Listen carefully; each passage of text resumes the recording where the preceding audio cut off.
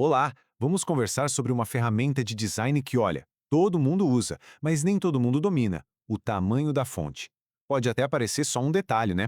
Mas a escolha certa pode ser o que separa um documento claro, super impactante de um que, bem, ninguém tem muita vontade de ler. Bora descobrir como acertar em cheio nisso. Pensa comigo, com certeza alguém já se deparou com um texto que parecia uma verdadeira parede de palavras, sabe? Difícil de saber por onde começar. E por outro lado, já viu aquele documento limpinho, super fácil de acompanhar? Então, a resposta para essa diferença toda geralmente está na arte da tipografia e, mais especificamente, na escolha do tamanho da fonte. Então, tá. Como é que a gente transforma essa confusão em clareza? A solução não é só sair aumentando o texto. O segredo é entender um princípio fundamental do design que vai organizar tudo pra gente. E o nome desse conceito-chave é hierarquia visual. E não é só sobre deixar o texto legível, não. É sobre criar um mapa, mesmo, para quem tá lendo. Usando tamanhos diferentes, a gente consegue guiar o olhar da pessoa do que é mais importante, tipo os títulos, para os detalhes, como o texto principal e as notas de rodapé. É literalmente a diferença entre a ordem e o caos. Vamos começar pelo menorzinho da turma. O tamanho 10 não foi feito para o conteúdo principal, não. Ele está ali para as informações bem específicas, as secundárias. Pois é, o tamanho 10, a missão dele é bem clara. Cuidar daqueles detalhes que dão suporte à mensagem principal, mas sem roubar a cena, sabe? Ele fica ali, quietinho no canto dele. E onde que a gente usa isso na prática? Pensa no tamanho 10 para aquelas informações complementares. As legendas das fotos, as fontes citadas lá no rodapé, qualquer nota que precisa estar no documento, mas sem brigar pela atenção principal. Claro que tem um porém, né? O lado bom é que ele permite adicionar bastante informação sem deixar a página poluída. A desvantagem é bem óbvia: a leitura fica mais difícil. Por isso, existe uma regra de ouro. Nunca, mas nunca mesmo, use o tamanho 10 para o corpo principal do texto. Combinado?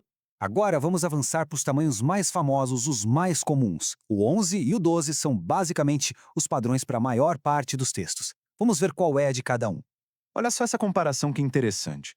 O tamanho 11 virou meio que o padrão moderno, tanto para digital quanto para impresso, porque ele busca uma leitura bem confortável e uma aparência mais limpa. Já o tamanho 12, esse é o clássico dos contextos mais formais, tipo trabalhos de faculdade, relatórios, lugares onde a legibilidade máxima é a prioridade número 1. E agora, vamos para o maior tamanho da nossa análise. O tamanho 14, ele não está aqui para a gente ler parágrafos e mais parágrafos. A função dele é outra: criar ênfase, criar estrutura. Exato!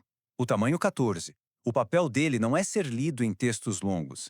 A função dele é chamar a atenção e organizar o fluxo de informação do documento. O trabalho principal do tamanho 14 é funcionar como um sinalizador.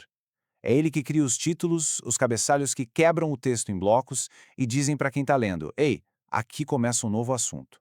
É a ferramenta para guiar o olhar. O poder dele é esse: destacar o que é importante. Mas muito cuidado aqui.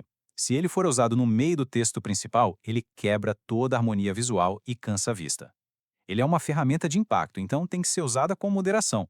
Ok, beleza. Vamos agora juntar todas essas peças. Como é que a gente aplica tudo isso de um jeito prático na hora de montar um documento?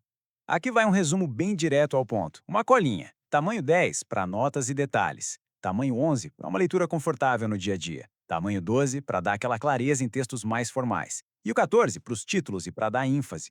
É um ótimo guia para ter na cabeça. E olha, essa frase do material de origem resume tudo perfeitamente. O tamanho da fonte não é um detalhe secundário, gente. É uma decisão de design tão crucial quanto o próprio estilo da fonte que se escolhe.